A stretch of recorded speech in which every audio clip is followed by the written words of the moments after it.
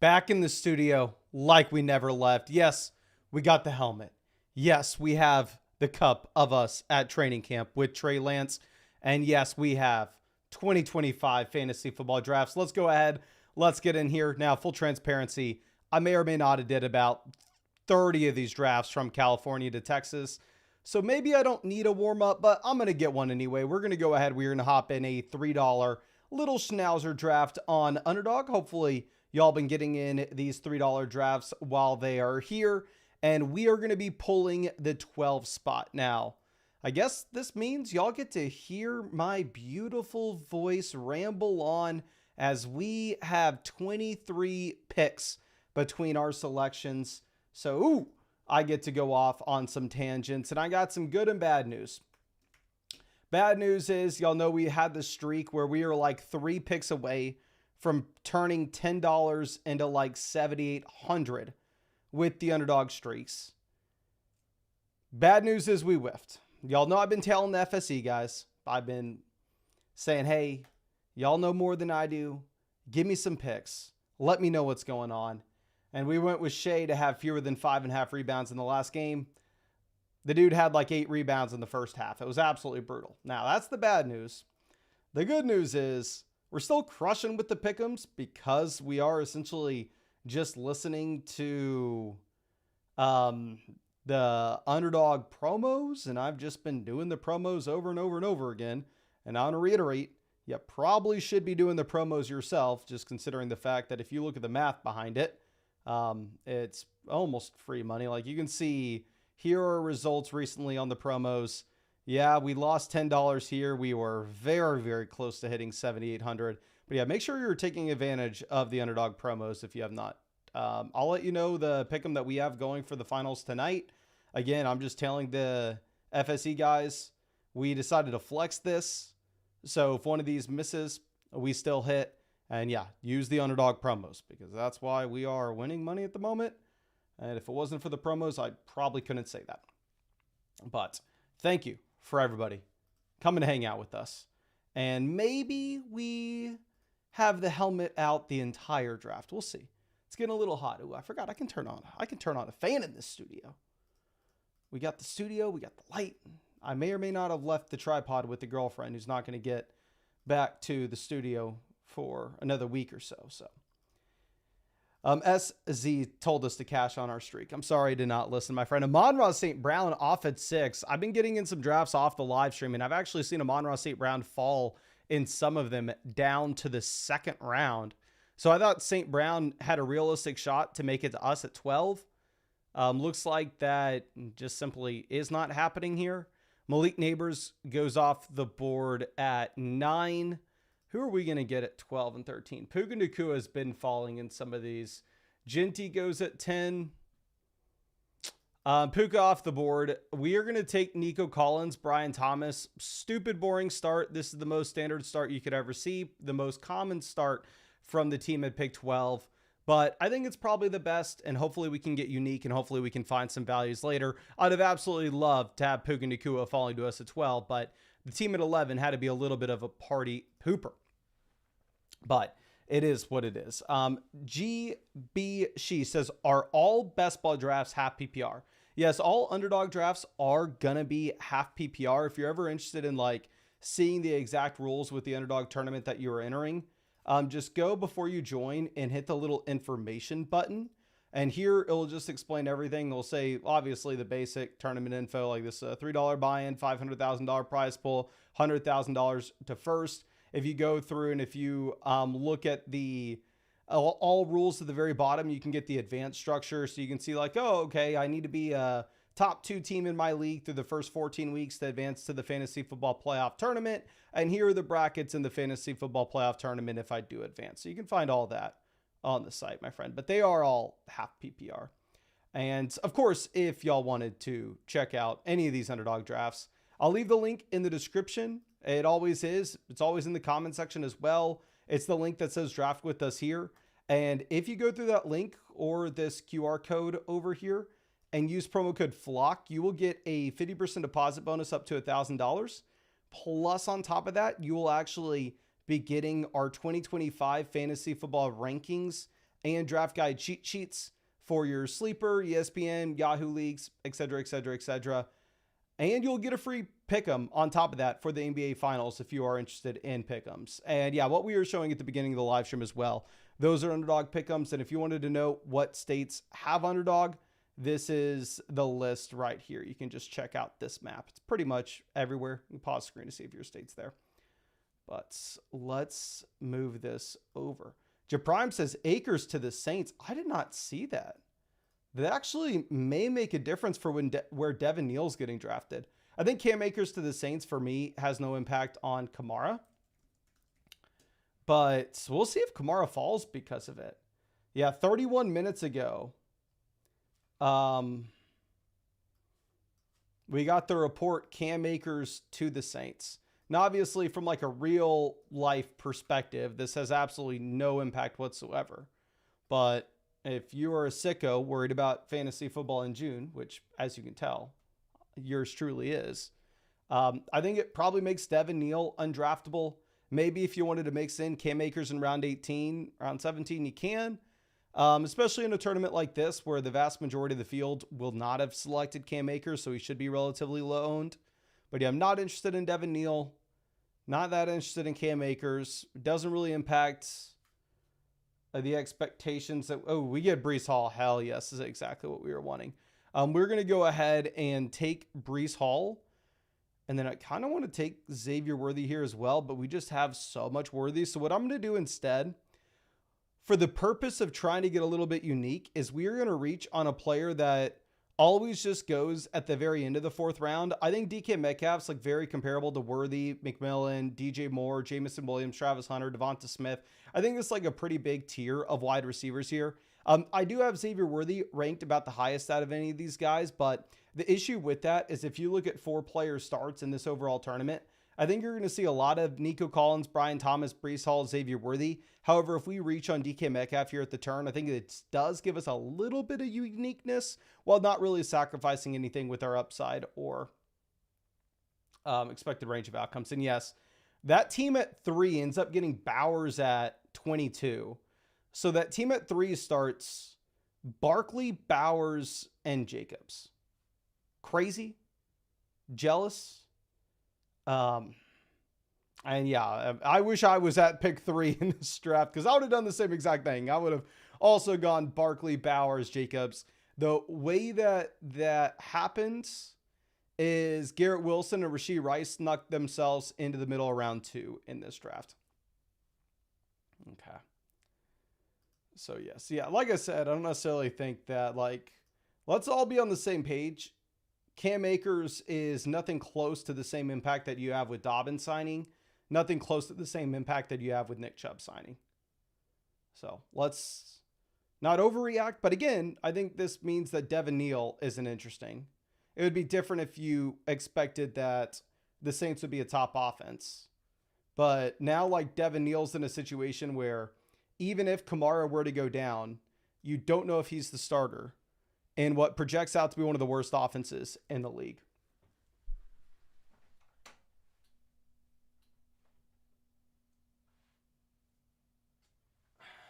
All right, we got the fan going. Let me know if it's a little too loud for y'all and we can turn this thing down. And I may or may not have to. I'm going to have to take the helmet off. I'm sorry. I'm sorry, ladies and gentlemen.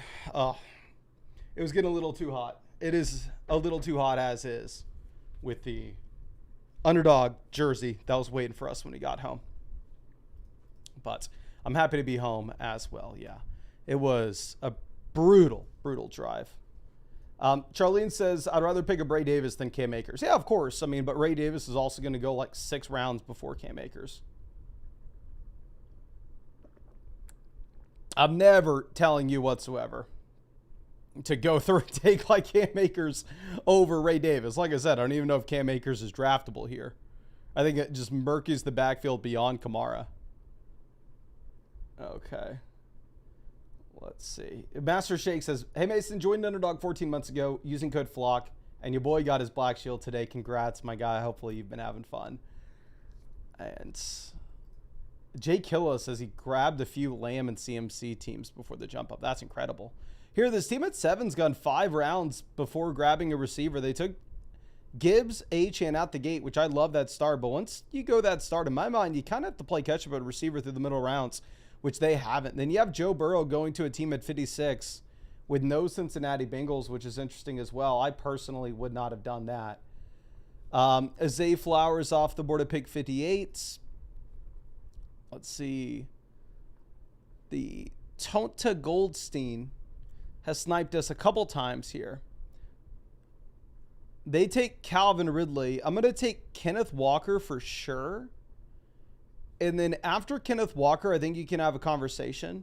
So our next pick is going to be pick 84. Looking at the players that are going to be in that range, we'll have guys like Pollard, Aaron Jones, Pacheco, Ayuk, Darnell Mooney, Hawkinson, Mahomes, Downs, Brian Robinson. So I'm fine with the receivers there. I'm kind of fine with the running backs as well. I kind of want to reach on Henderson, but we'll just take Jordan Addison as our 4th receiver. So we're sitting now at this point with the receivers, Nico, Brian Thomas, DK Metcalf, Jordan Addison, and with the running backs, Brees and Kenneth Walker. Okay, I'm going to have to turn the lights down as well real quick. Ben says, you know what's crazy? The only team I had make the tourney final last year had CMC. That is ridiculous, my friend.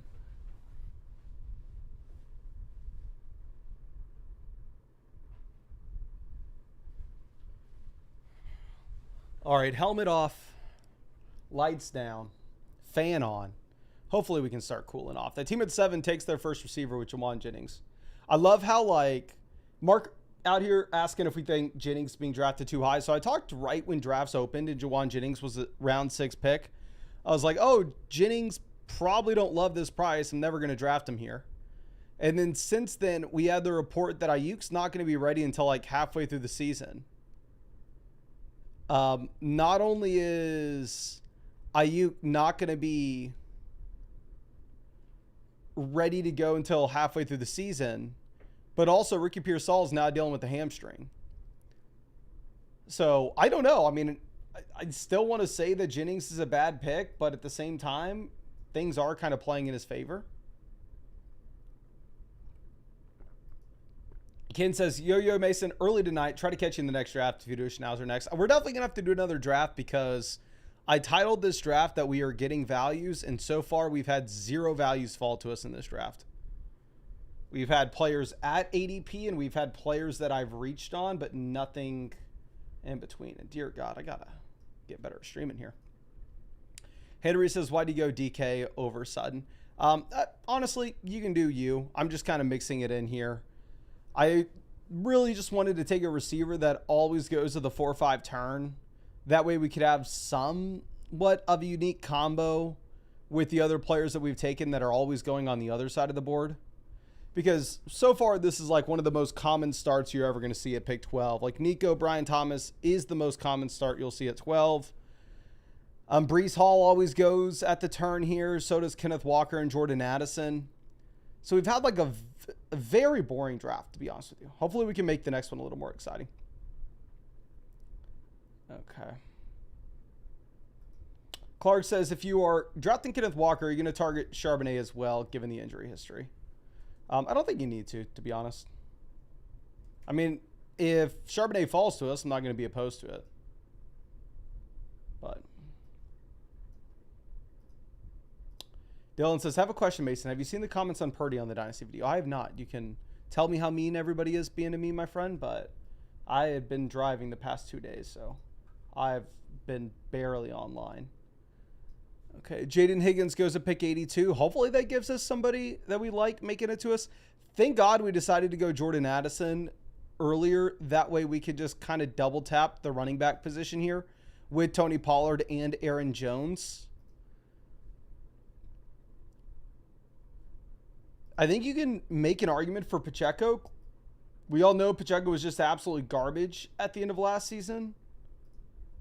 Maybe you can say, oh, he just wasn't healthy. He gets fully healthy. He's going to be just fine. But with Aaron Jones, they made significant investments into the offensive line. We also selected Jordan Addison. So this puts us in a spot where we can target McCarthy later on, and we can just kind of go all in on this Vikings offense. Okay. Barack says Team 4 is nasty. Team 4 is sitting with Bijan, Ladd, Higgins. Oh my gosh. Yeah, Team 4 is beautiful. Team 4 is Bijan, RJ Harvey, David Montgomery at running back. Receiver, Ladd, Higgins, Worthy, and Devonta Smith. Team 4 is beautiful. Team 3 is beautiful. Team 3 is Barkley, Jacobs at running back, Bowers at tight end, and then DJ Moore, Sutton, Myers, Diggs at receiver. Teams 3 and 4 are the best teams in this draft so far. Team 3 decides to go with an unstacked Baker, which is interesting. I mean, sometimes you can say, oh, okay, well, they can get Igbukah later on, but Igbukah goes right before him, so they're not going to get Igbukah at the beginning of the 9th. So, Torsten asking if the Jennings calf injury is the same as CMC last year. I am not going to ever try to say this is the same injury that McCaffrey had, because McCaffrey's injury is just one of a kind where we never see anything like that. So just because you see a calf injury, I know maybe you kind of get some flashbacks, get a little bit nervous. But in reality, I don't think you can say like, oh, any Niner that Shanahan tells us has a calf injury now, all of a sudden we need to think that that is going to be a McCaffrey type situation. Okay.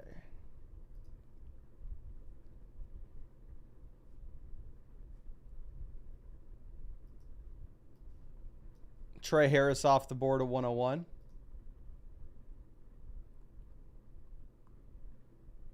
Nick says Baker's so bad there with all the quarterback stacking options he has. Yeah, I don't understand the Baker pick that he made. Like, I loved his team through the first 7 rounds. The Baker pick, in my mind, doesn't make much sense. Because you're right, you can target Caleb later for DJ Moore. You can target Bo Nix later for Sutton. You can target Geno later for double stack with Myers Bowers. You can target May later for Diggs. It seems like to take Baker here at 94, you're just kind of forcing it. Okay, let's move this over. We will take the following values. We'll take Kelsey. Looking at the quarterbacks with Purdy, Caleb, they don't do anything for us. We can go with Keon. Keon has the bad blurb attached to him, so naturally you're going to expect the ADP to fall a bit. But, I mean, if we don't go Keon, we probably want to take a receiver. And if we're taking a receiver, I'm not wanting to take Shaheed ahead of Keon Coleman. I'm not wanting to take Bateman or Kyle Williams ahead of him. So we'll take Keon Coleman as well. I mean, we titled this live stream that we were going to get some values. And here we get Kelsey, 10 picks after ADP. We get Keon, 9 picks. Both fit the construction for sure. I'm surprised that we were able to get Kelsey there, to be honest. Because, I mean, if we go through and if we look at this draft, the team that took Mahomes opted to go Najee Harris instead of Kelsey there at 92. I guess maybe because they already had Laporta at 78. And I love that value they got on Laporta there. As Z says, Team 7 screwed 5 running backs and 2 receivers so far. Yeah, Team 7, I mean, obviously they can't take another running back throughout this if they know what they're doing. They have Gibbs, Achane, Kamara, the Pacheco, Tyrone Tracy. Receiver, they have Jennings, Deebo, and Shaheed. Just in case y'all haven't seen, Deebo Samuel's falling like a rock right now, which makes me feel good because I recorded a video right before we left California. The editor's working on it, but y'all should see soon, like my 5 fewest drafted receivers. And on that list, Deebo Samuel is like number 3. I've barely taken any of the Washington receivers. I've started drafting a little more Deebo Samuel, but the time of that recording, I think I had like 5% Deebo. Now that he's falling to round 7, I'm bumping up my exposure just because it's kind of easy to do now. It looks like Kyler is now my most drafted quarterback as well. In terms of dollars spent, Bo Nix, Jordan Love, Dak, Daniels, McCarthy, then A-Rich, Lamar, Mahomes, Goff, Purdy, Young, Hurts, Stroud, May, Baker. Kyler's way down the list. It is funny, right? Because if I'm doing like $3 drafts and then I mix in some $500 ones, it's like I could have Kyler as my most drafted quarterback because I took him in a bunch of $3 drafts. But if I didn't take him in a single $500 draft and I didn't take him in any Best Ball Mania drafts, it's like Kyler can be my 15th quarterback in terms of dollars spent, even if I've drafted him the most. It's just a little weird thing to monitor. It's not as important when we're sitting here June 13th, but still.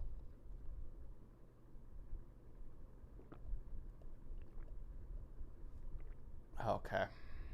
McCarthy goes 122, which kind of sucks for us. I would have been interested to get McCarthy there at 132. Purdy off the board at 123. Purdy fell a decent bit in this draft. Okay. So quarterbacks, it's very standard. It's very boring. And for that reason, I typically don't love going in the direction, but like the standard start when you go Nico Collins, Brian Thomas, is you're just going to end up with Trevor Lawrence and CJ Stroud. Again, I don't love it. I do try to stray away from it so I can get a little bit unique, but I don't know if we see like an alternative at this point. Sports says you should hop into the Greyhound one more to fill in 30 minutes and counting. Unless I'm mistaken, the Greyhound you can only do one draft in, right? I think it's a single entry max, and I did it the first day that it came out. I'll double check. Yeah, single entry. I can't do another one. Okay. Let's pull this over.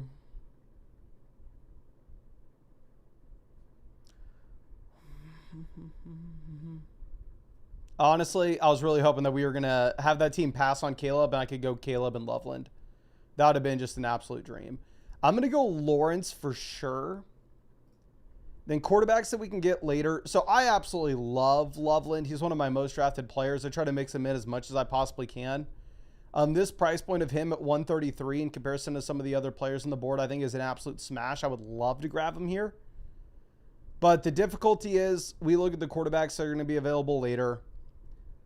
I guess we could go like Rodgers to pair him up with Metcalf, but that's really our only stacking option at this point. So it would be very rare to get CJ Stroud making it all the way back to us at pick 156. So the absolute dream would have been, for whatever reason, that team thinking that we were just going to take Stroud and Lawrence no matter what, and them deciding to pass on Caleb Williams, and then us being able to go Caleb Williams and then Loveland at 132, 133, exactly what they do at 131, 134. I'm extremely jealous of this team. But yeah, they snipe us. Sucks to suck. It is what it is. 20 says Deebo's in his Eddie Lacy arc right now. Yeah. I know not everybody's on Twitter. I will show y'all real quick the video of Deebo Samuel running routes that everybody's making fun of him for. And please let me know in the live chat real quick, just so I can get a sense. How many of y'all would consider that you're on fantasy football Twitter? How many of y'all would consider like, yeah, I'm on fantasy football Twitter? But yeah, so here's the video, just in case you didn't see it, of everybody clowning on Deebo Samuel being fat, which obviously I've done in videos so far this year. And like I said, I mean, you'll see when that video drops my 5 least drafted receivers. But yeah, Deebo's there. Okay. Looks like King Rube says he just uses Reddit. Clover says I was on, but not at all. Uncle Muggin says Deebo looking lean. Yeah, Deebo, lean, mean, fantasy point scoring machine. That's what Deebo is. But Deebo's been falling. And Deebo's fallen from that singular video to consistently going in round 7 now, where he used to be a round 6 pick. Which again, like I said, y'all see the videos and y'all see the screenshots. Deebo is inside my 5 least drafted wide receivers, or at least he was, because to be completely honest with you, in a lot of these tournaments that I've done, or these drafts that I've done over the past day, I have been just auto-selecting Deebo Samuel in round 7. That way I can boost up my exposure. Raphael says, speaking of Twitter, what do you think about Blue Sky and Threads? I've never made anything other than Twitter just because historically they just die off. But I will, whatever the most people are on, that is what I will be on. So if everybody moved from Twitter to something else, I would do the same. I don't have an allegiance to anything. Okay. The big Q goes 152. Upsetting for us, but it is what it is. We'll figure it out. Pat Bryant, 153. Palmer, 154. So if we were to go with the running back, we're only taking one more. We're going to take Leggett here. Super easy Leggett pick because this gives us another receiver. And never mind, Bryce Young's already gone. We don't even have the Young option. We could go Leggett and Algier and then call it a day at running back. And then we're going to take 3 quarterbacks and 3 tight ends. So this will be a 3-5-7-3 build. So honestly, F it. Let's do it. Running backs later are going to be less appealing. So let's get Algier. Maybe we get a usable week or two, even with the healthy Bijan Robinson. And if Bijan were to go down, Algier could crush. Even though Bijan's pretty much plays every single game. Bijan's a freaking tank. Okay. Let's move this down. Henry says, so random, but what did you study at UT Mason? Sure, you've said it before. I have 2 degrees from UT. I have a BS, Bachelor's of Science in Exercise Science. And then I have a BSA, I think it's Bachelor's of Science in Arts in Biology. Matthew says you're horrible at drafting. You're horrible at YouTube commenting, my friend. How about that? Let's see. Henry says, what do you think about Igbuka? I think Igbuka is a phenomenal prospect. If he landed somewhere, like, let's go, hypothetically, Chris Godwin's out for the season. I would probably move Igbuka from where he goes as like an 8th round pick. If Godwin was out for the year, I'd rather have, like, I would have Igbuka up probably at the 5-6 turn. I think he's a great player. I think there's a lot of passing volume in his offense. The issue is just Godwin, Evans, and Igbuka being there. I think he's a much better dynasty asset. Okay. Drew says, if any negative news comes out on Godwin, Igbuka should be closer to Hunter. I don't know if he goes round 4. I think that's very aggressive. Like, Igbuka is not as good of a prospect as what Hunter is or what McMillan is. Let's at least be honest about it. But, I mean, he is a great prospect. And he should be NFL ready as well. Drew says, people are overthinking a first-round pick in a 4,040 passing touchdown offense. I would agree with you if you can guarantee me that the Tampa Bay Buccaneers see 40 passing touchdowns again this season, which obviously Baker had 41 last year. Igbuka is an absolute smash regardless of target competition. The concern is what happens if you get any type of regression with the passing volume in that offense. That would be the main concern. Con says, how do you get the free draft sheet? By using code FLOCK on Underdog. So I've not made the redraft draft sheets just yet, just because nobody's really doing their ESPN, Yahoo Sleeper redraft leagues yet. So it's not going to be made until July, but when it is in July, if you signed up to Underdog in 2025, I'll have your email address. And essentially all I do is, at least what I did last year, is I added all the email addresses to MailChimp, and then every Sunday I sent a updated draft sheet thing for you. Hopefully I can find a way to like make that automated so you don't have to get an email every Sunday and it just updates every day this year. But it'll be along the lines of that. Whenever all the rankings and draft guide cheat sheets are all done, you'll just get those automated emails. It'll be like every Sunday starting in late July. So if you have a redraft league in August, if you have it in September, you should be good. Come on. Get in here. I know. Okay, so we are on the clock. I think we could go Stafford and then target Jordan Whittington and Terrence Ferguson with our last 2 picks. Or we could just make the boring selection, take Aaron Rodgers, pair him up with DK Metcalf. We'll probably just make the boring selection, to be honest. And then one thing that I need to just get over myself with is maybe we need to start drafting some Zach Ertz, because I'm not a fan of Terry. I'm not a fan of Deebo. Both are some of my least drafted receivers so far. So I don't know how I can claim I don't like Deebo Samuel this year. I don't like Terry McLaurin this year. I don't like Zach Ertz this year, but I'm still good with Jaden Daniels. Seems like I have to at least draft somebody in this offense. And if I don't like any of them, I'm just going to draft the cheapest dude. So we'll go with Zach Ertz. And now our 2 tight ends with Zach Ertz and Travis Kelce have a combined age of approximately 84. Yeah, that's the concern. The concern is it ends up being Ben and Sinnott time. I think Sinnott's had some pretty good blurbs coming out of camp as well. And I do want to remind y'all, of course, if you have not done so already, please go down there, hit the like button. And if you are watching this as a video later and you want to make sure you can come to the live streams, I try to stream every day at 8 p.m. Eastern, unless there is an NBA Finals game. Then we typically go before the game.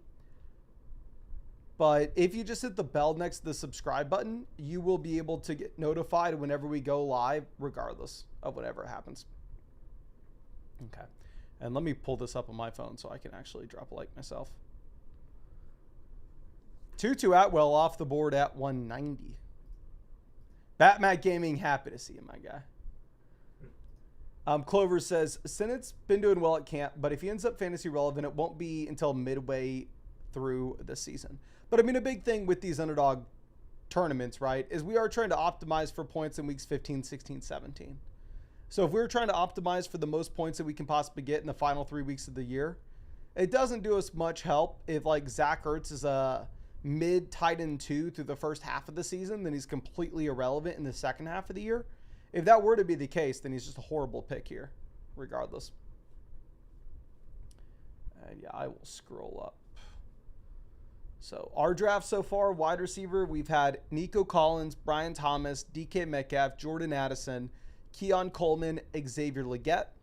Quarterback, we have Lawrence stacked up with Brian Thomas, Stroud stacked up with Nico Collins, Rodgers stacked up with DK Metcalf. Running back, we have Breece Hall, Kenneth Walker, Tony Pollard, Aaron Jones, Tyler Algier. Tight end, we have Travis Kelce and Zach Ertz. With our last 2 picks here, before we hop in a new draft, we are going to be getting another receiver and another tight end. Interesting to see the Darnold fall.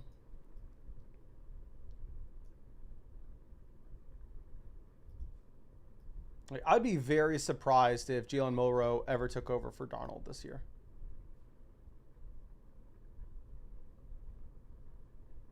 Let's see. Richardson goes 202.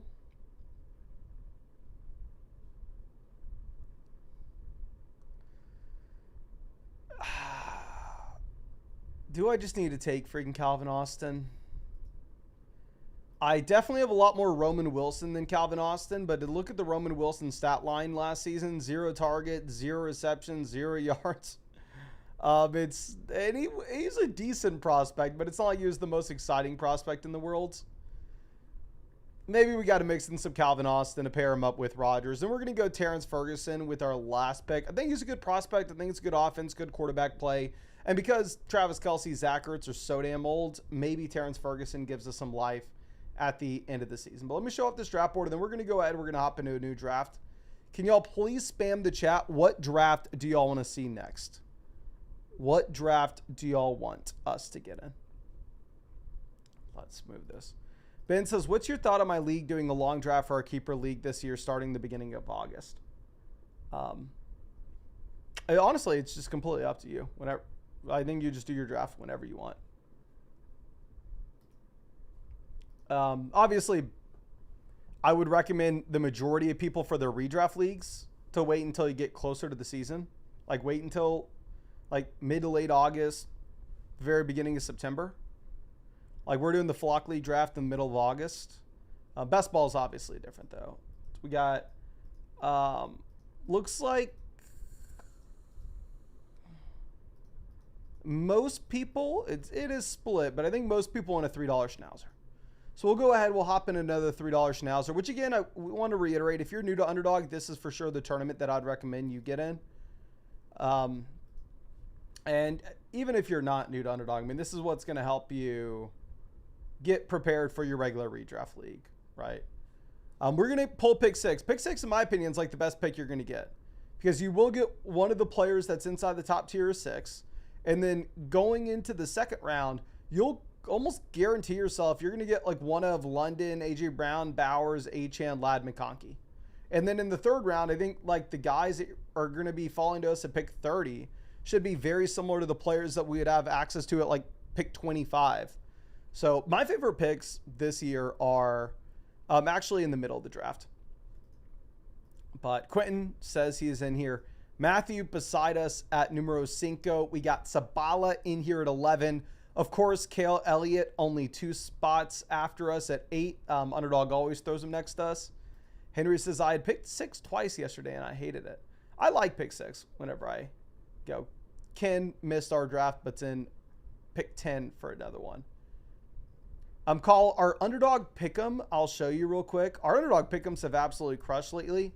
Full transparency, I'm just tailing the FSC guys with full transparency. They are just kind of line chopping. And they'll go through and say like, oh, Underdog's too low on these projections or too high on these projections compared to other Pick'em providers. And then those are the ones I've been rolling with and using the Underdog promos just to show you how the sausage is made. First, here are the results for the Pick'ems that we had. Sadly, on the drive over the last game, we ended up losing our streak that we've been following, where we almost won $700-800. We needed 3 more picks, and we lost our $10, which sucks to suck, but it was a good ride. But yeah, here have been our picks. We've been doing a lot of flexes lately, but we've been crushing the Underdog Pick'ems so far for the finals. Again, mainly just because we have been using the promos that Underdog has, which Underdog has just been doing a bunch of promos for the finals. Here's what we rolled out today. We did $50 to win up to $577. If we get all 4 of them right, if we only get 3 of them right, I don't remember how much we win. I think maybe we I don't even want to say. If we get 3 of the 4 right, we win some. If we get all 4 right, we absolutely crush. It's lower Siakam fantasy points, lower Chet fantasy points, higher Jalen Williams fantasy points, and higher Aaron Neesmith 4.5 rebounds. But Alex is in this draft at 9. Eddie's in this draft at 1. Henry says almost got Barkley at 6. I've noticed Barkley falling. There have been a couple drafts that I've done over the past few days where I've actually got Barkley at 5. I haven't gotten Barkley at 6 yet, but there have definitely been drafts where I'm getting Barkley at 5, and I think it gives me enough confidence to actually kind of start pushing Bijan ahead of Barkley in some of these drafts. Ladd McConkey goes. So we will take Devon Achane alongside Jahmyr Gibbs. Not the rarest of starts, but I think it's a start with just an insane amount of upside overall. And I'm never going to shy away from going Gibbs, Achane out the gate. Like, if I could start this way in the Flock League, I would be over the moon ecstatic about it. I would be freaking pumped. Vadim walked 100 inches today. Happy to hear that, my friend. Happy to hear it. Henry says, I'd much rather have pick 5 than 6. Just think Gibbs is going to disappoint if Montgomery stays healthy. I'm definitely less excited about Gibbs than I was now that you look at the offensive line being a little bit worse in Detroit. Montgomery's like a 28-year-old running back. Gibbs stepping into the prime of his career. We've only seen Gibbs expand his role as a rusher here. The only real concern that I have with Montgomery over the past 2 years is Montgomery last season increasing his usage as a receiver, which was a little bit frustrating, a little bit weird as well. I was not expecting it. Okay. Nice and Blunt says I got Barkley and Bowers on the same team once. That is insane. Jay Killa says Gibbs will be the focal point this year. Yeah, I just think naturally for me, I'm going to expect that Gibbs continues to expand his role in Detroit and he continues to take more away from Montgomery. I think it would almost be weird if it didn't happen. Maybe I'm just wish casting here. But obviously for these underdog drafts, when we start running back, we're just going to play catch up at wide receiver. Harrison goes, so we'll take Tyreek. We'll have Tyreek and Achane on the same team. So if Tua gets bonked in the head and Tua's out for the season, then we just lit this $3 on fire. Now, if the Miami Dolphins get back to where they were 2 years ago, if Tua stays fully healthy, then maybe this team has a shot to turn $3 into $100,000. So we will see. We will see. Rand says, is Lamb at 2 setting yourself up for failure? There's an argument to be made that Lamb and Jefferson are like the same pick. Like, if you do think about it, Jefferson has more target competition than Lamb. And if I was a betting man, now obviously to be fair, you can make an argument that you have a higher ceiling for McCarthy than you do with Dak Prescott. But if you had to look at what was the most likely outcome, no shade whatsoever to McCarthy. I've drafted a lot of McCarthy this year. I'm for sure rooting for the Vikings. But the most likely outcome is Dak Prescott's a better quarterback than J.J. McCarthy. So, like, especially, I mean, at least this season, right? I'm not going to say forever, but McCarthy's essentially a rookie quarterback coming in, right? It's not like he's a number 1 overall draft pick either. So, if we're viewing McCarthy as like a rookie quarterback, Lamb is attached to Dak. Like 2 years ago, finished second in MVP voting. Lamb has better quarterback play, less target competition. The only real difference is Jefferson's a much better receiver. Like, Jefferson's better, don't get me wrong, as a player. But Lamb, in my opinion, is in a better situation. I'm not going to sit here and try to make a super hard stance to have one over the other guy, but I mean, I just think they're kind of the same. The only player that we're just going to continue to play catch up at receiver here. I'm going to take Devonta Smith, putting ourselves in a position where we could potentially get Jalen Hurts on the way back around round 5. Keep in mind the A.J. Brown team's on the other side of us. Now, of course, that doesn't mean that we're guaranteed to get Jalen Hurts because a team could take him unstacked for sure. Jalen Hurts has enough rushing upside. But a lot of times you will get Jalen Hurts in the middle of the 5th here with Devonta Smith, and I would like that start. So I'll take Smith. Henry says, Harrison was wide receiver 44 last year. Hard to believe he isn't falling farther based on last season. So one thing, and I could be wrong, but one thing that I think ties Harrison's ADP to the beginning of the 3rd round is if you're looking at him in comparison to the other receivers, there may be an argument where people may say like, oh, okay, well, you know what? I do think that Tyreek Hill is a marginally better pick, but I took Jamar Chase and I want to have a week 17 bring back.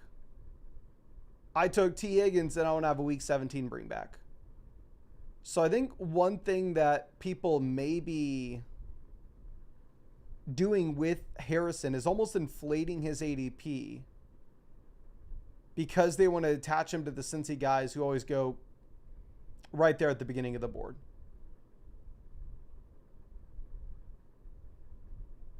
So we'll see.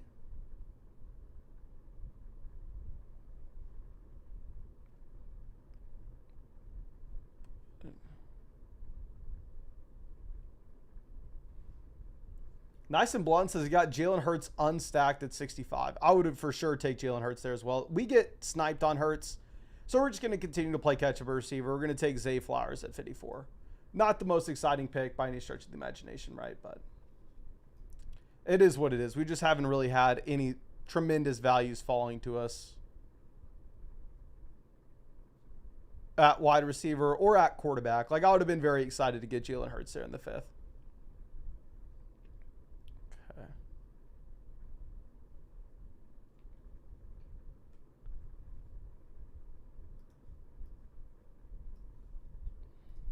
Jonathan says, Lamb over Jefferson fantasy wise. Alex says, have all your friends join the same draft as you, and then they let you get a crazy team. The thing is, Underdog monitors every single draft automatically with all the ADP, et cetera, et cetera. They have like an entire team to monitor drafts. Monitor, like, I'm sure 1,000 different variables. I don't exactly know. All I know is if you ever see anything like that happen and you're in a draft with those people, you'll quickly realize that draft's getting refunded and those people are getting banned.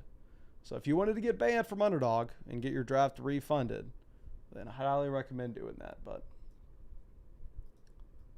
probably aren't, as smart as you think you are with that. We're just going to take Jerry Jeudy. Again, boring pick, but we're playing catch-up at receiver. We have the 2 anchor running backs. We definitely had a lot of Olave, but I'm not going to try to make some super hard stance on Olave over Jeudy, right? Like, we've seen better seasons from Olave over Jeudy if you're looking through their entire career. Obviously, this past season, you had a better year from Jeudy specifically. I think both wide receivers are going to be in garbage offenses where it's very difficult to project out the passing volume in either offense with confidence. But it is what it is.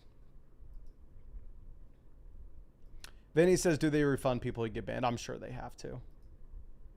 Vinny says he won it. Well, the thing is, I've at least seen, like, on the App Store of Underdog, like, the reviews.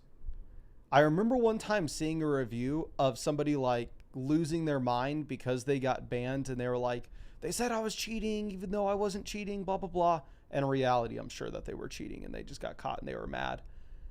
But if Underdog, like, if Underdog catches somebody cheating and they ban them, that person's already so mad that if Underdog did not refund them for that draft, I can't even imagine what would happen. So, Brandon, welcome to being a member of the flock, my friend. Please confirm for me. That was only $2.99, right? Because I know we lowered the price of memberships. But let me make sure that worked, because if you could confirm, that'd be great. Now let's move this down. Caleb Johnson off at 76. Sam Laporta goes as well. We'll continue to play catch-up at receiver. We'll take Matthew Golden. Matthew Golden opens up the door for us to grab Jordan Love. Not only does he give us the possibility of taking Jordan Love, but at the same time, I think he's a much better pick than Jaden Reed.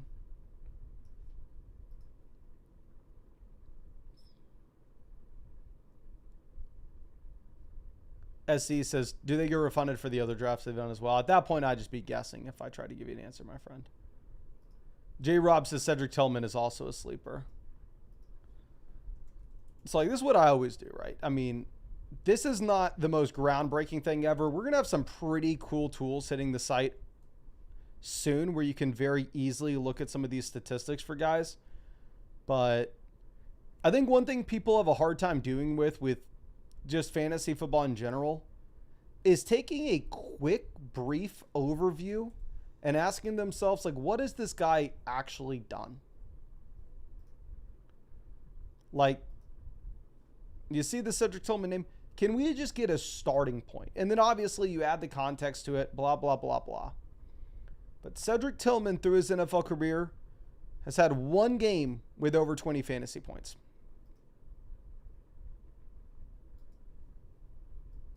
That another game with 18 and 19. But he's had one game where he moved the needle.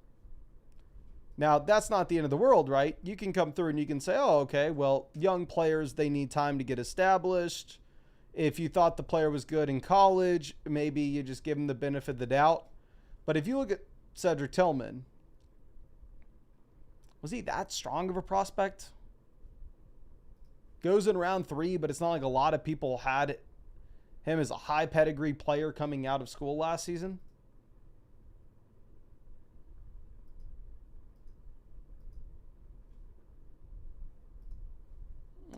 I'm not saying Cedric Tillman's bad by any stretch of the imagination. But like Cedric Tillman, like Trey Tucker were the same guy last year.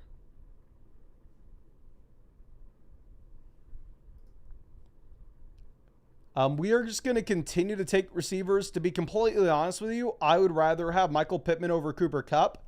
The issue with that is if we take Michael Pittman, I don't know the quarterback to take later. Seems like most likely Daniel Jones is the starter,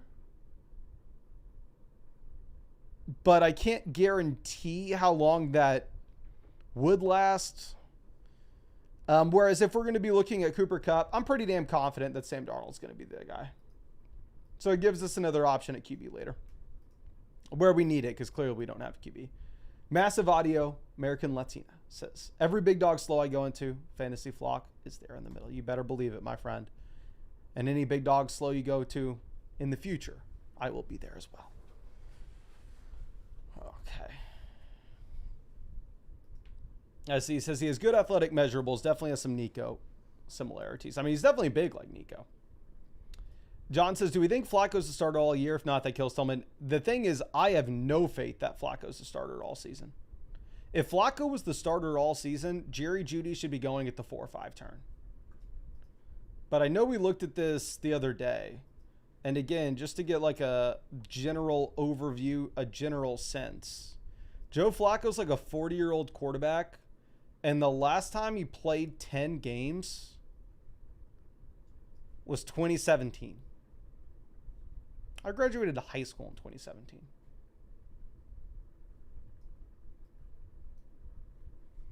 Like, very, very difficult to get behind that. Looking at Baker Mayfield, we don't have any potential stacks. Can't go with any later. Luther Burden gives us the... I just don't like Burden. I'll take Kelsey here instead. Like, maybe you should go with one of the rookie receivers with Luther Burden or Trey Harris to just continue to play catch-up at wide receiver and at the same time give us another option at quarterback where Kelsey doesn't do that because Mahomes is already off the board. My issue is I just think Travis Kelsey outscores both Luther Burden and Trey Harris. And I don't want to be taking a wide receiver here as like our wide receiver 7 over a tight end that I think is going to score more points. Ollie says, you're sleeping so bad on Burden. Maybe I am, but I am fine being underweight Burden so far. Let me see how much Burden I have. I definitely have very little Luther Burden, I'm going to be honest with you. If Burden burns us, he burns us.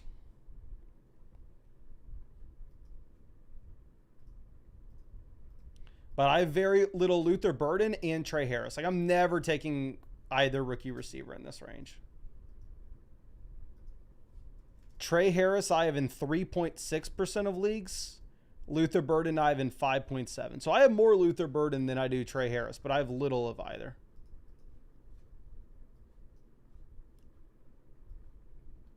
Okay, let's move this over. Looking at quarterbacks, the guys coming up are Dak and Goff. We could go Goff to pair up with Gibbs. Obviously not the most ideal stack. So in reality, we'd probably decide to pass on Goff if he is sitting there at pick 115. If he were to make it to us in like the 11th round and we're going to get Goff at an ADP value, then maybe we can stretch the correlation between him and Gibbs, saying Gibbs is going to have a bunch of involvement as a receiver. But Travis Etienne goes at 112. Etienne's been steaming up these draft boards. If y'all remember, Tootin used to go ahead of Etienne, which is hilarious.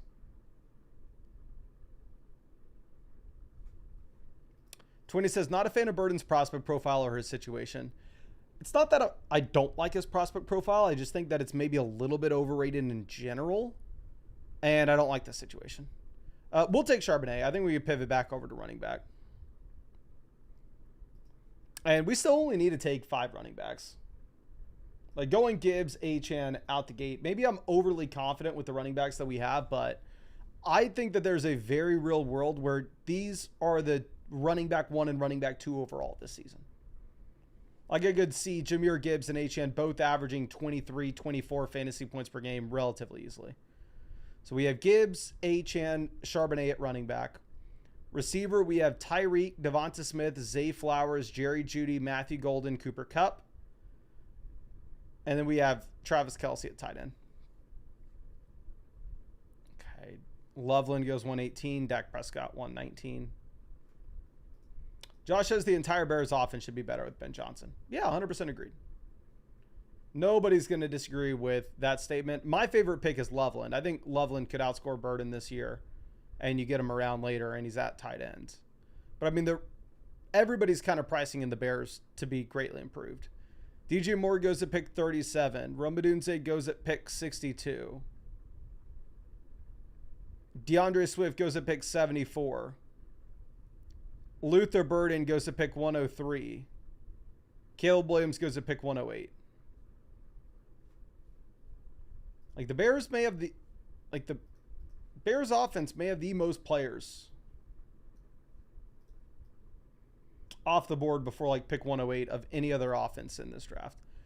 So I already talked about this possibility, but we will take Jared Goff here at 126.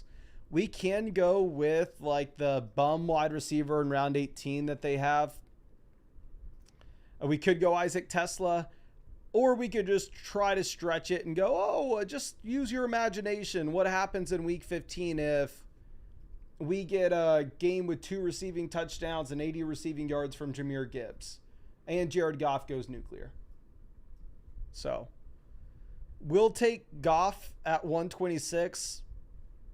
Decent pick in general in terms of a value on ADP. I like the player, and at the same time, he does correlate somewhat with Gibbs. Okay. Josh says I'm high on Swift. Yeah, I'm not opposed to drafting let me pull up my Bears exposures. My most drafted Bears are Loveland and Roschon. Both I have over 10%. I have DeAndre Swift in about 9.5%. I'm slightly underweight DJ Moore, Caleb Williams, Romadunze. I'm very much underweight Luther Burden. So, all in all, I'm kind of like average on the Bears offense in comparison to where the market's at. It's just my bet at the moment are on the cheap guys with Loveland, Roschon over the expensive receivers. Dalton Kincaid goes 136. Good thing we took a quarterback. Maybe we took the wrong one. Maybe we should have gone Jordan Love to pair it with the Matthew Golden. But looking at the quarterbacks that are making it back around to us, they all pretty much went. Herbert's gone, Lawrence gone, Stroud gone, McCarthy gone, Love gone, and we took Goff. So now we're probably back over to looking at running backs. Ray Davis goes, not a fan of Jaden Blue. I already have like an insane amount of Trey Benson. The question is, if we were to go Dallas Goedert, do we stop taking tight ends with Travis Kelce at pick 102 and Dallas Goedert at 139? We could go Goddard, pair him up with Devonta Smith and go, what if the Eagles throw the ball more this year? Or what if A.J. Brown goes down? Which is actually what we'll probably do here. We'll take Dallas Goedert at 139. I haven't drafted a lot of Goddard, and I feel like it's a mistake. The tough part about going Goddard here, as opposed to the guy I usually take with Trey Benson, is again, like round 9 and 12 tight end investments. Is that enough? Or do we need to take the third tight end? Because we for sure need to take a third quarterback. Like we only have one quarterback with Jared Goff here at 126. DK says, let's get a draft. Yeah, if y'all have not done so already, go down there, hit that like button. If we hit 250 likes on this stream, we will fire up another draft after this one. Jeff says, have you done any weekly winners drafts? How different is your strategy? I think I did one weekly winners draft when the tournament first launched 2 years ago. Maybe I did more than one. Maybe I did like 3 or 4. And then I quickly realized that when it comes to weekly winners, I have literally no idea what to do. I am clueless. So I don't know if I did a single weekly winners draft last year. If I did one, don't scream at me. I'm sorry. But I wouldn't be surprised if I did 0 weekly winners last year. And I know I've done 0 this year, and I may do 0 through the rest of the year. I don't know yet. Okay, Leggett goes 148. Palmer off the board. What I should have done is I should have taken a sneak peek at whatever team has Waddle and seen how many quarterbacks they have. Is it Kale? No, he doesn't, because that team has 3. If we could have figured out if the Waddle team isn't going to take another quarterback, then maybe we pass on Tua. But we'll just play it safe. We'll take Tua here, pair him up with Achane as well as Tyreek. Again, when we go Achane and Tyreek in rounds 2 and 3, if our team's going to turn $3 into 100,000, we need the Miami Dolphins offense to be at least as good as it was 2 years ago, possibly better. But we need Tua to stay healthy through the entire season. So might as well double down because this team's only viable if Tua's good. Not Oliver says, just got a mother flocker. Excited for you to see my horrible expansion draft team. I'm excited to see it as well, my guy. Appreciate you joining the flock. Master Shake says Tua falls 20, 30 picks in a lot of these drafts. Yeah, which 100% I see Tua fall a lot as well. The difficulty is like, who would I be that excited to take here at pick 150 if it wasn't Tua? Like maybe if like Rashad White or Trey Benson or J.K. Dobbins would have made it to us at 150, you can make the argument, oh, take the running back and see if you can push Tua on the way back around 14. But none of the other players that were on the board were that exciting for me. So we'll just make the boring selection. Looking at where we can go beyond this, I guess maybe we could go Darnold as a third quarterback. We're going to take Cedric Tillman. I know y'all are telling me y'all wanted to see Tillman earlier, but similar to what we were talking about when we take Achane and Tyreek, it's like, oh, okay, well, this team's only good if the Miami passing offense is good. We take Jerry Jeudy here as well. Maybe we just double down and say, hey, if we're going to bet on Jerry Jeudy, we're kind of already making a bet that maybe Flacco starts longer than we'd assume. And there's a decent amount of passing volume to go around here. So we will pull the trigger on Cedric Tillman at 163. Yeah, we go Tillman. Yeah, we're probably going to go Darnold as our third quarterback. Master Shake, we have to take 3 quarterbacks no matter what. I'm not rolling into the season with just Goff and Darnold as my 2 QBs. Tua is the right pick there. Just going to say that for sure. Although 99% of the time I go, oh, I don't know if I should have done that. I'm an idiot, blah, blah, blah. No, I knew we should have taken Tua. That was the right pick.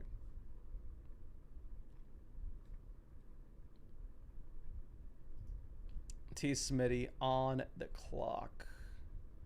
And to be honest with you, I'm going to keep it stupid simple as well. I'm going to reach on Darnold. There's a damn good shot we could get Darnold in round 16, but am I that excited to take anybody else here? Like, am I really needing Jalen Wright, Zach Ertz, Mike Gesicki, Will Shipp? Like, does anything here really move the needle for us? Probably not. Seems like all these players in rounds like 15 through 18 are the same. I know I want another quarterback. I know Darnold pairs up well for us with Cooper Kupp and Zach Charbonnet. So we can just go ahead, reach on Darnold here at 174. Call it a day. Okay, and yeah, so obviously we're done drafting quarterbacks. And then what we are looking at for tight end, I think maybe I'm boring here. Maybe we shouldn't. Maybe we should take another receiver instead. But I kind of want to mix in a third tight end, which it's very much a possibility that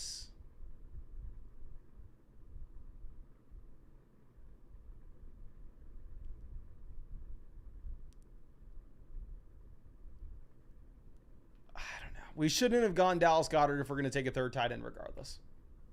We'll see. Matthew says, drafting at 5 besides you is tough. I feel like it's been tough for me in this draft too, my guy. Secchi off the board. We for sure know we want 2 more running backs. The question is, like, would we feel like we need to go with an 8th receiver? But, I mean, we aggressively caught up at receiver. We have Tyreek, Devonta Smith, Zay Flowers, Jerry Jeudy, Matthew Golden, Cooper Kupp, Cedric Tillman. Like, there was a good stretch of this draft where we took like 5 or 6 wide receivers straight. So I think we're maybe fine with 7. Okay, Rodgers goes.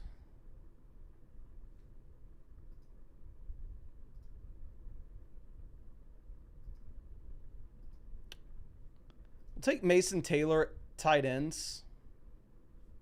When we're sitting with Kelsey and Goddard, almost the same thing with the other draft where we had Kelsey and Ertz. It's like, okay, well, we're sitting here with two old crusty options. Might as well mix it in with some youth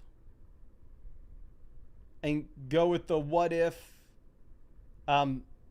Kelsey and Goddard carry us through the first half of the season, and then Mason Taylor really breaks out in the final month when we need those points. Thomas says I would have went Otten. What's funny is I think I've completed at this point, and I could be wrong with this, like 5 or so $500 drafts already. I'm in some more as we speak. But I looked at my drafts. I don't have that much exposure from a percentage standpoint with Cade Otton. But if I sort by entry fees, it seems like I took Cade Otton in 3 of the $500 drafts. So if I sort by entry fees of all my players, I have more invested into Cade Otton than any other player by far. Which I only have drafted him in 7% of drafts. But it's just funny that the drafts I had taken him in have been the ones in which like everything was on the line. Okay, Dontavian Wicks goes. We're going to take 2 running backs. I like Giddens. Good prospects. And right behind Jonathan Taylor. Ben says 15 likes for another draft. Yeah, if you have not done so already, go down there, drop a like, and we will get another draft going. So here at running back, we have Gibbs, Achane, Charbonnet, DJ Giddens, and then we'll take a 5th one. Wide receiver, we have Tyreek, Devonta Smith, Zay Flowers, Jerry Jeudy, Matthew Golden, Cooper Kupp, and Cedric Tillman. Tight end, we have Kelsey, Goddard, and Mason Taylor. Quarterback, we have Goff, Tua, Darnold. And then we're going to take one more running back. And then looking at what we have in terms of the offenses we are betting on. We're betting on Detroit with Gibbs and Goff. We're betting on Miami with Achane, Tyreek, Tua. We're betting on Philly with Devonta Smith, Dallas Goedert. We're betting on Cleveland with Jerry Jeudy, Cedric Tillman. We're betting on Seattle with Cooper Kupp and Sam Darnold and Zach Charbonnet. So, yeah, we have some pretty concentrated exposures to offenses. Okay. Yeah, I've been trying to get a lot of DJ Giddens. If y'all check out the prospect page on the site. Ooh, which real quick, let me show this off. The FSC prospect model actually got the tight ends loaded into it. The devs have been working on this for y'all. So if y'all go over to flockfantasy.com, I know this is maybe more of a dynasty thing, but maybe also if you're like in your redraft leagues, try to figure out if you want to take like Mason Taylor, see how good of a prospect he is. So we have the prospects page open. You can actually go through and add a tight end now. Just hit the position and you can hit tight ends and it loads in all the tight end prospect information. You can hit filters and sort by whatever you want or add, filter, blah, blah, blah. We need another running back. Time is of the essence. We will take Kareem Hunt. I think Kareem Hunt's probably a little more appealing now that we have the old crusty veterans signing and they're not in Kansas City. But Henry wanting us to hop in a big dog. Let's go ahead and let's see how many spots are available in a big dog. Probably too many. Yeah, 9, which I actually checked this morning, the big dog fast, to see if there was a spot for us. But we will get into a Best Ball Mania. F it. We are in a BBM. If anybody wants to come in with us, there are 6 spots open.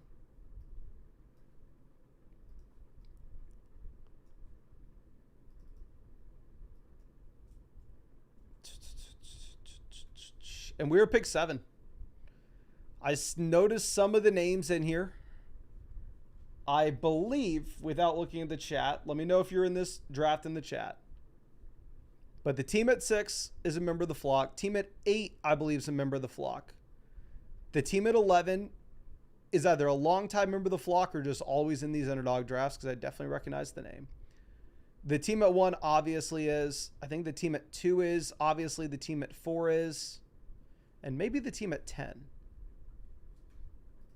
But OG in here at 12. I'm sorry, we did not recognize your name, my friend.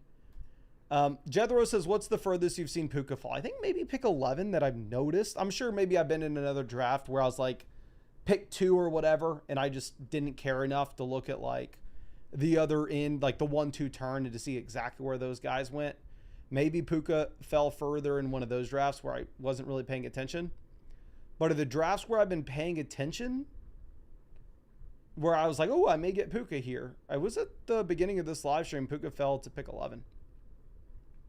Okay. Moses, first BBM this year. Happy to have you in with us, my guy. Doe is in this draft with us at 10. Happy to see you as well. Jimmy says, I'm both a long-time member of the flock and in these drafts all the time. That's what I thought. I just want to double check. I know you're in these drafts with us all the freaking time, crushing us, my guy. SZ says, has anyone ever joined a draft just to spite you and snipe every pick you wanted? Of course. Happens all the time.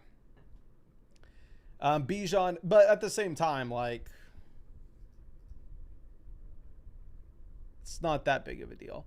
We're going to take McCaffrey. McCaffrey at one point was our second most invested into running back. I think that's fallen a bit since his ADP has steamed up. We have stopped taking him as much. Let me see where we're at with McCaffrey now. Yeah, our exposure has fallen under 10% with McCaffrey. So if we were fine investing into him heavily before, we need to go through. We need to mix in some more McCaffrey now. So we'll take him at 7.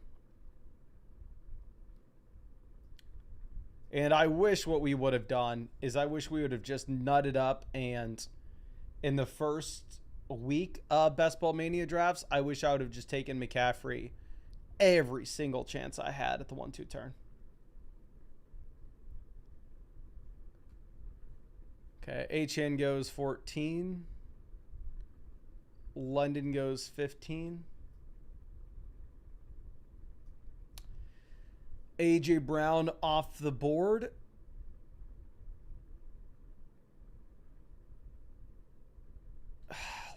What do I do? I'm going to take Bowers.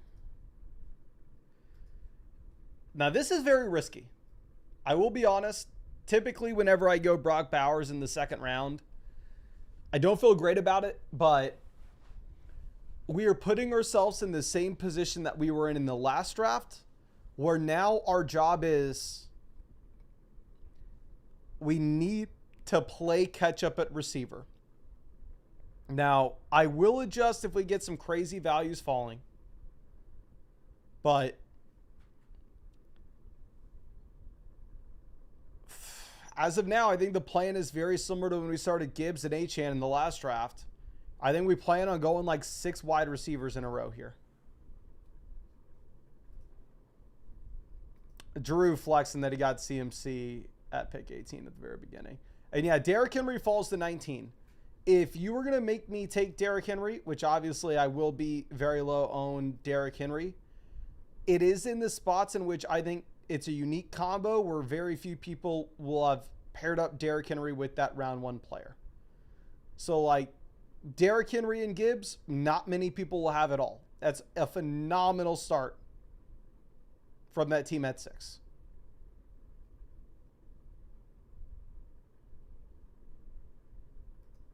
So, yeah, you were ever going to take Derrick Henry here, I think at 19, it's a great pick. Thomas says, take Kyron next available. Kyron probably will be available. I don't know if we can take him. I would have been so pissed if Trey McBride made it to us at 31. I may have like malfunctioned and taken Trey McBride. I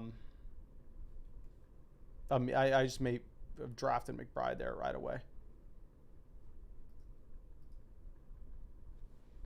Harrison goes.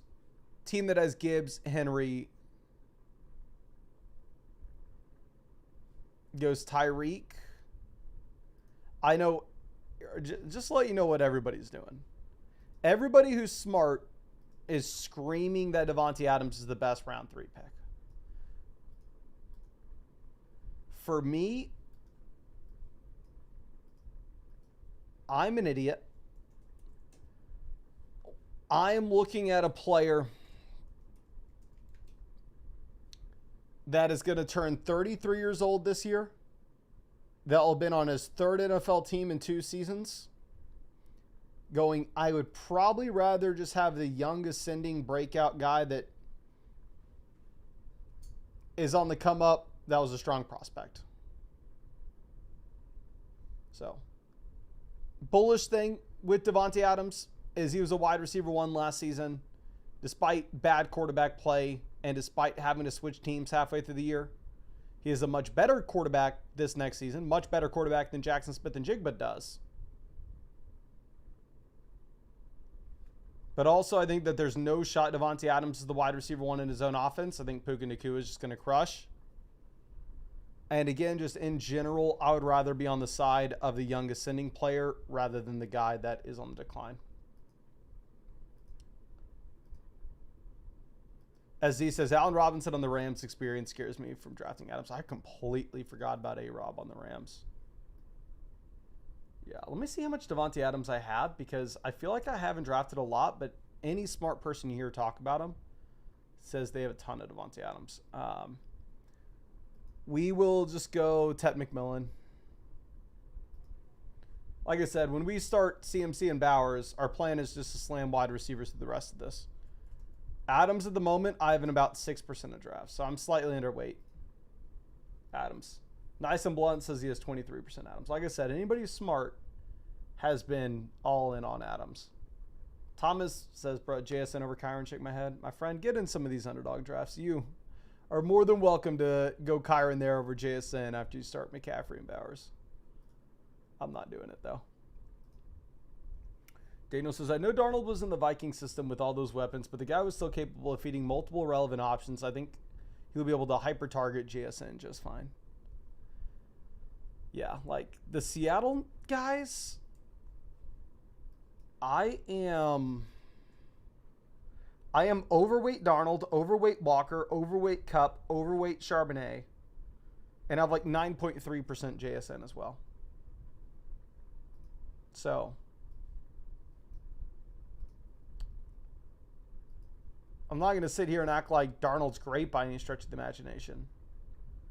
But everybody is pricing it in as if Darnold is a guaranteed bum.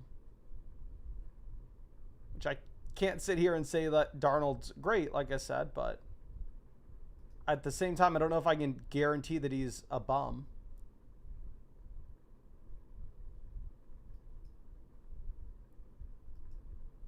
Okay. George Kittle goes 53. I'd have been pissed if we got Kittle at 55.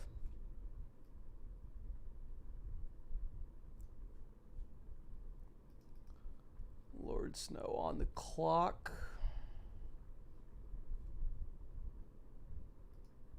Do we go Chuba? Because the thing is, on the way back around, we're going to have wide receivers that are the exact... Do I really want like Addison and Judy over Chuba? Probably not. So let's just take Chuba here at pick 55. This will be a team now at this point where we will be stuck with 9 receivers.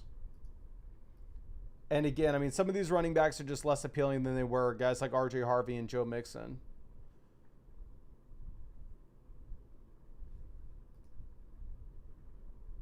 Daniel says, overweight Kupp is wild stuff. My guy, I'm pretty sure he's toast. So let's look at this real quick. One, let's just have a good starting point of what Kupp's price is. Cooper Kupp's the wide receiver 49. He may or may not be priced in as if he's toast as is. So Kupp being the wide receiver 49. We go through, look at a points per game perspective. Last season, he was the wide receiver 23. The year before, wide receiver 23. The 2 prior years, wide receiver 1. So as it's priced in right now, it's priced in that Cooper Kupp is going to be significantly worse than he has been. I think drafting Kupp as a wide receiver 5. Say, what if he stays healthy and he kind of stays the same?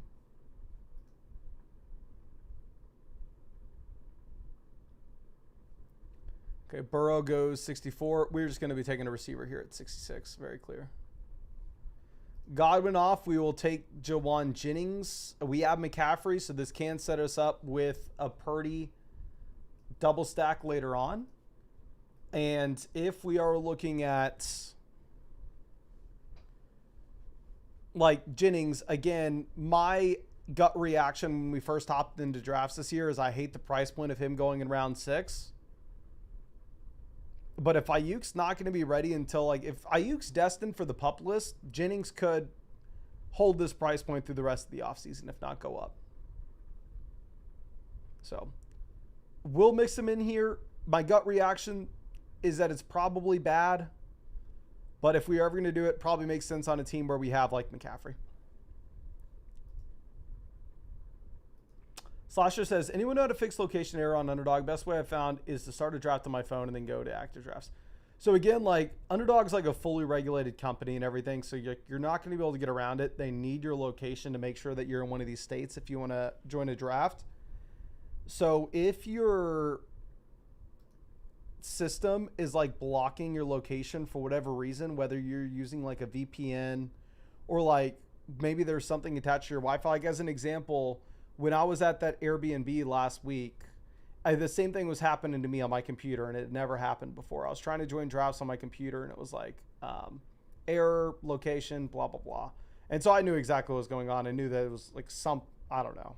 I just joined on my phone and then went to live drafts and then joined from there. But the reason that's happening is because Underdog's not getting your location. So you just have to make sure that you can get it to them somehow. Ricky Pierce all off the board. I would way rather have, and I mean I would way rather have Quinshon Judkins and Stephon Diggs. However, our wide receiver room at this point was JSN, Tet McMillan, Juwan Jennings. So we need to go through and we need to just take another receiver.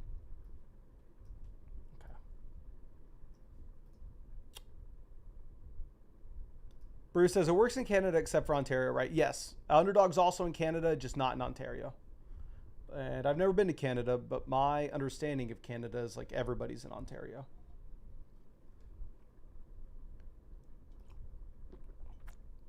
SE says, if you're using something like Verizon or AT&T Home Internet, sometimes the IP address will show you're in a completely different state. Gabriel says, just realized I'm in with you, pick 5. First draft with you ever, my friend. Let's eat. Happy to have you, my guy. For a second, when you said pick 5, I looked over at pick 6. I was like, I'm pretty sure you've been in 1,000 drafts with us, but happy to draft with you. And you go Lamb, Bucky. Yeah, you kind of get that crap spot there at pick 20 where it's like pick 20 through like 29. All these guys are about the same. So Lamb, Bucky, Harrison, Sutton, Kittle, Montgomery, Aaron Jones. Interested to see you go Jones over Judkins. Okay, Pacheco off. Josh Downs goes 88. Moses on the clock. What does he decide to do? Goes Pittman. We're going to take Kupp as our wide receiver 5. We have JSN, so it's going to be another team where I guess we are going to be targeting Darnold a little later. In a vacuum, I'd for sure rather have Brian Robinson. Don't get me wrong. But it just goes right back to it. Our wide receiver room's JSN, Tet McMillan, Juwan Jennings, Stephon Diggs. So I'm in a spot where I just feel like we kind of are still playing catch-up at wide receiver. Okay. Red Slingo says week 14 rip. How many week 14 guys do we have? Yeah. Our only bye weeks up until this point are week 14 and week 8. We have 1, 2, 3, 4, 5 week 14 and 3 week 8 buys, which 99% of the time in these tournaments where all the money is up for grabs in weeks 15, 16, 17, I'm just focused on optimizing for that 3 week stretch and not really caring about our bye weeks early in the year, just because I'll take an expected output loss of 10 points through weeks 1 through 14 if it makes us 0.01% better in the final 3 weeks. But yeah, to this extreme, thank you for pointing it out. I probably do need to use that as a tiebreaker through the rest of this draft. Okay. Travis Etienne skyrocketing up here. Kale takes him at 97.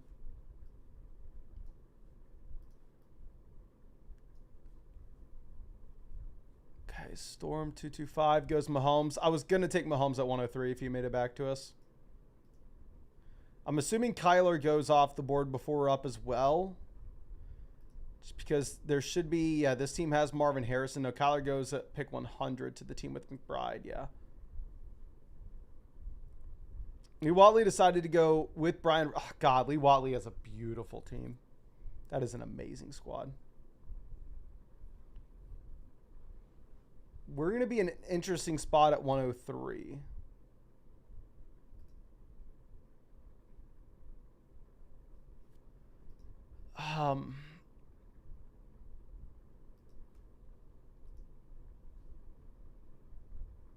Let's see what Lord Snow decides to do.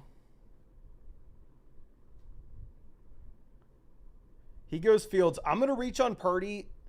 There's a damn good chance that we could have had Purdy on the way back around in round 10, considering the fact that there are no Ricky Pearsall teams and no George Kittle teams after us, and we have CMC and Juwan Jennings. But the thing is, I'm not that excited to take Kelsey on the team with Bowers. I'm not that big of a Luther Burden guy. I'm not that excited to take either Scadaboo or Tracy. So I don't love anybody here in round 9 that would make me feel like it's worth risking Brock Purdy when we have Jennings and CMC. So we will just take Purdy and we'll play it safe. Definitely the safe direction about it. If you wanted to go a little riskier, you can maybe go like Luther Burden and see if you get Purdy on the way back around. I just don't really care for Luther Burden over the guys that'll be available in round 10. Bonus says, Flock, can you believe these people who think Dobbins going to be the guy in Denver? So I do want to say that I've invested, like I showed y'all the second that Dobbins signed, I had like 10x the amount of dollars spent drafting Dobbins over RJ Harvey.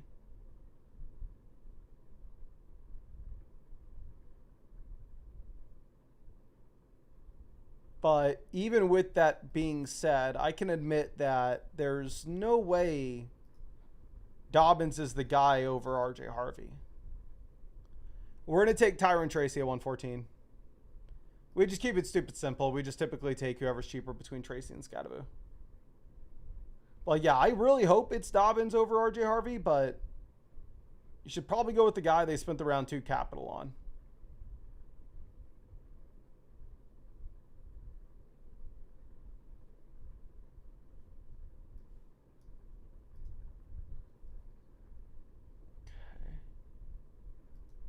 SM1 says, watch Dobbins be out for the year after week 3. John says, how many likes for a Superflex puppy at the end? 500, my friend. To get me to do a Superflex puppy, 500. Like I said, I love Superflex Dynasty Leagues. All my Dynasty Leagues have been exclusively Superflex since 2017. But when it comes to yearly or best ball, I prefer one quarterback. But if you do get 500 likes, then you can make me do anything. Okay, Dak goes 116. Loveland off the board at 120. Let's move this over. So we have both JSN and Cup. So the consolidated bet that we're making with this team, right, is what if Darnold's okay? So for sure, I didn't even realize, I'm an idiot. We took Tracy, who also has the week 14 bye. So we still have yet to draft a player that has a bye week other than week 14 or week 8. And we're around 11.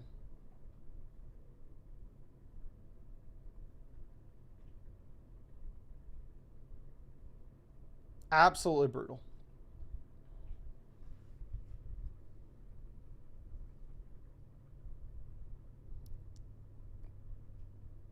Like, I want Drake May here to pair up with Stephon Diggs, but do we... Okay. Here's what we're going to do, just to remind myself that we cannot take a week 14 or a week 8 bye through the rest of this. I'm going to queue up every player that does not have one of those bye weeks. I think we may take David Njoku here. I guess we could go. If we're ever going to take Christian Kirk, let's do it on this team. I'm underweight Kirk. Don't like him. I think David Njoku outscores him. But it is what it is. So we're just, give me a second because I need to queue up everybody that does not have a week 14 and a week 8 bye, or I am going to forget. Okay, no week 14, no week 8. No week 14, no week 8. No week 14, no week 8. No week 14, no week 8. No week 14, no week 8. No week. And y'all, this is like the first time you'll probably have ever heard me be concerned about a bye at all, let alone this worried about it. But I mean, look at our freaking team. We can't take a 0 in week 14. Then we have no chance to advance.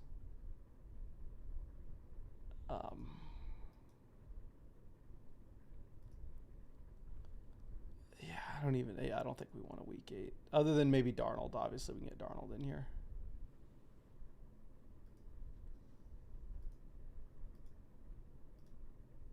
Okay, this should remind us for the time being. So if Ramondre makes it to us at 138, we have CMC, Chuba Hubbard, Tyron Tracy as our 3 running backs. Every single one of them has a week 14 bye. I'm not taking Ramondre. Ramondre goes 136, probably good for us.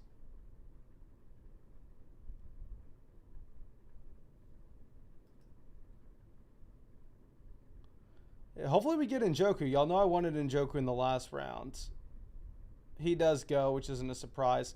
We'll take Tajay Spears, our first running back without the week 14 bye. Y'all know I've taken a lot of Spears. I think we should expect some usable weeks this season. And then I think you have a decent little ceiling if anything were to occur to Pollard, especially with what he can do as a receiver. So now at running back, we're rolling with CMC, Chuba Hubbard, Tyron Tracy, Tajay Spears. We're just going to get one more running back in. Wide receiver, we have JSN, Tet McMillan, Jawan Jennings, Stephon Diggs, Cooper Kupp, Christian Kirk.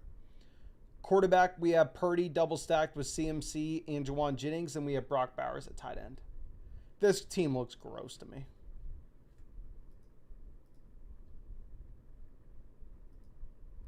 Daniel Cook says, if you drafted a whole team with the same bye week, how does that advance? How bad does that hurt the advance rate? I'd imagine pretty bad. Bad enough where you do not want to do it.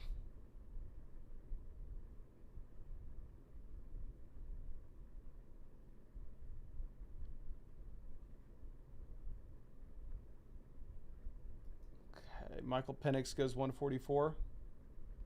Hey, I meant to ask y'all. I saw this on Twitter earlier, but I just saw somebody reference it, and I didn't actually take the time to look into it. Somebody said Antonio Brown. I shouldn't even say this out loud. What's the Antonio Brown situation? Y'all know what I'm talking about?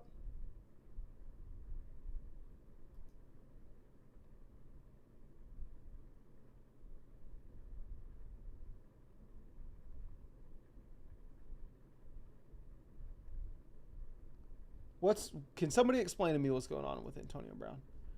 Okay, we're not going Garindo, Leggett, Bigsby with the buys. If we take Pitts here, we're done drafting tight ends. Yeah, and I think Pitts is better than any of the tight ends that are left. We'll take him.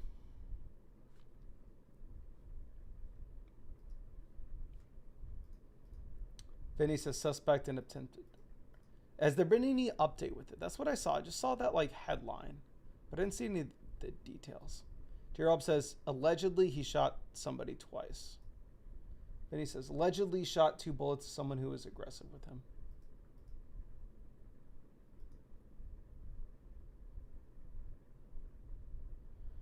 Michael says he shot a pew pew off at Aiden Ross boxing event, but I think it was self-defense. Big Q says he's in the Middle East right now. So what, obviously I have no idea. What happens, like hypothetically, you shoot somebody, you're in the Middle East. Does the United States go and grab you? Or is it just like, hey, you're not allowed to ever come to the United States again because if you do, you'll get arrested when you get here? What's that situation?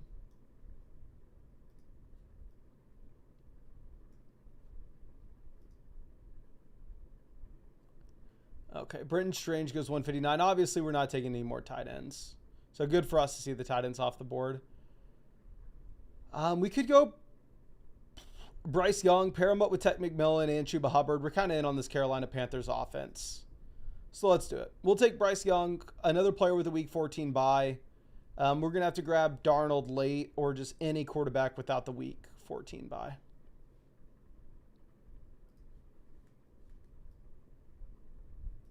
Okay. Dylan. Okay, Dylan, I'm sorry, but you're 13 years old. There's no way you know more than I do on this. But Dylan does say he will get caught by another country most likely and will get captured and sent back to America.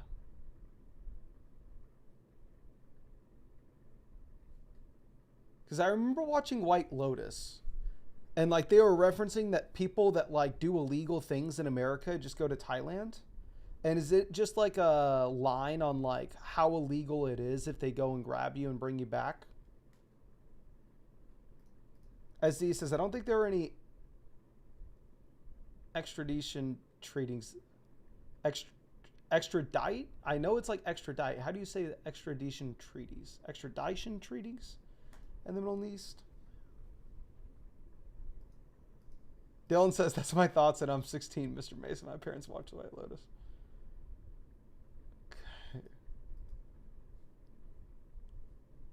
Obviously, Antonio Brown's different.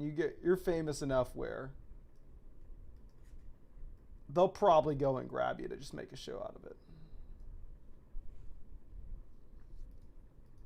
Vinny says, some countries have non-extradition treaties with the U.S., meaning they won't return them. Ooh. Extradition. Addition like that. Extradition.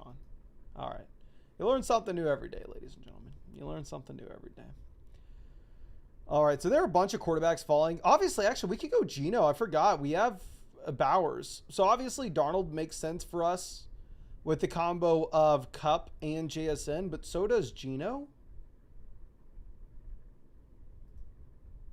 So you know what we're going to do here? We're actually going to take Jalen Noel, pair up Jalen Noel with Christian Kirk.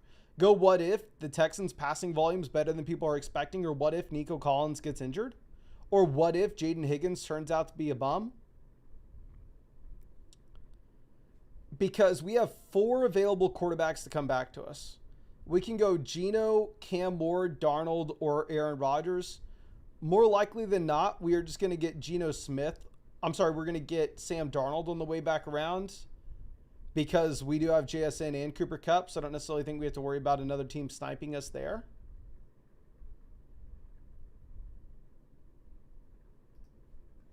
K. Dotton goes 179. Schultz goes 181.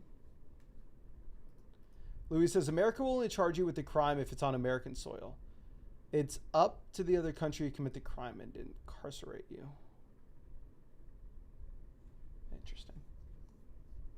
Big Q says, didn't the Raiders say they were going to split carries? I could not care less if the Raiders came out and said they were going to split carries right now. Typically, a coach is always going to make a statement along the lines of, hey, the rookie's going to earn it. We're not just going to give it to him the second he gets here. We will take Sam Darnold now to pair up with Ted McMillan. So here's the squad. I don't love it. I think it has some merit. Running back, we have CMC, Chuba Hubbard, Tyrone Tracy, Tajee Spears, and we'll take one more running back. Tight end, we have Brock Bowers and Kyle Pitts. Wide receiver, we have JSN, Ted McMillan, Juwan Jennings, Stephon Diggs, Cooper Kupp, Christian Kirk, Jalen Noel. Quarterback, we have Purdy double stacked with CMC and Juwan Jennings. We have Bryce Young double stacked with Chuba Hubbard and Ted McMillan. We have Sam Darnold double stacked with JSN and Cooper Kupp. The offenses we are betting on, the Niners, like we said, with CMC, Jennings, and Purdy.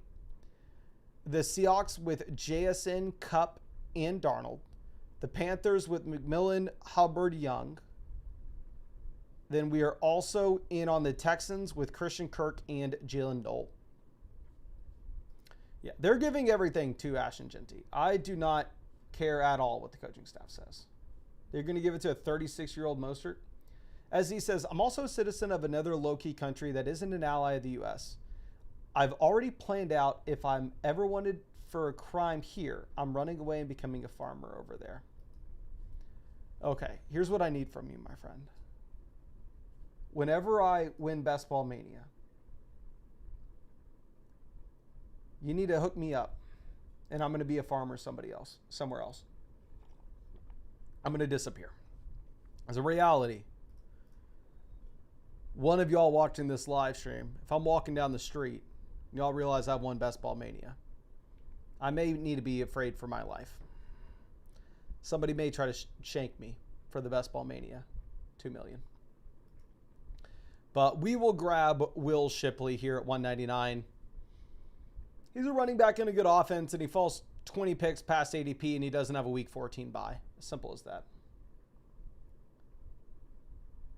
And then we will grab an 8th wide receiver. If this team's not going to have success, the reason will be is the wide receiver production. Like running back, we have CMC, Chuba Hubbard, Tyron Tracy, Tajay Spears, Will Shipley. We're fine at running back. Quarterback with Purdy, Bryce Young, Darnold. I'm fine. Am I strong? No. Tight end, obviously, we're strong with Bowers and Pitts. But wide receiver, JSN, Ted McMillan, Juwan Jennings, Stephon Diggs, Cooper Kupp, Christian Kirk, Jalen Noel, and then some random round 18 bum. It's just so hard to make a team work, in my opinion, when you go Bowers in the first.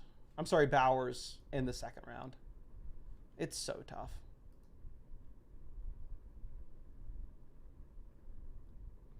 Lee says, I like my team. If I win, I'll fly to you and give you a small fee for letting me win it. Thank you, my friend. It's funny. But let's move this down, and we are going to take another wide receiver. Somebody that does not have a week 8, 6, or week 14 bye. We have just all the same bye weeks throughout this entire team. That's another reason this team just simply may not advance. Like week 14, our only running backs will be Tajay Spears, Will Shipley. Our only quarterback will be Sam Darnold. Only receivers will be JSN, Cooper Kupp, Christian Kirk, Jalen Noel. And week 14, and then whatever bum we take right here, which, to be completely honest with you, is probably going to be Jalen Tolbert. I've been taking a decent amount of Tolbert. Wouldn't follow me on it. I'm never good with these week 18 picks. I'm certified buns with these week 18 picks. But, I think he has a role in a good offense. So, appreciate everybody hanging out with me. Of course, we'll be live streaming these drafts every single night, especially now that we are back in Texas, back in the studio. So if you wanted to draft with us, you can find that link to Underdog Fantasy in the description, comment section, live chat. It just says draft with us here. Or you can scan the QR code on the screen. If you're in one of these states, you can get into an Underdog draft. Also, just in case you have not seen, let me show you real quick the pick'ems that we are rolling with for tonight's game. This is also on Underdog Fantasy, of course. We've gotten pretty damn lucky with these pick'ems so far. This is going to be flexed. And again, the main reason I've been showing you all these All-NBA Finals is Underdog is just doing a ridiculous amount of promos. So if you do the math, the actual odds are on your side. But we're going Pascal Siakam, fewer than fantasy points. Chet Holmgren, fewer than fantasy points. Jalen Williams, higher than. Aaron Nesmith, higher than 4.5 rebounds. We only need 3 of these 4 to hit to win because we did decide to flex this entry. But I appreciate y'all hanging out with me. And yeah, I hope I get to see you out with the live stream tomorrow night.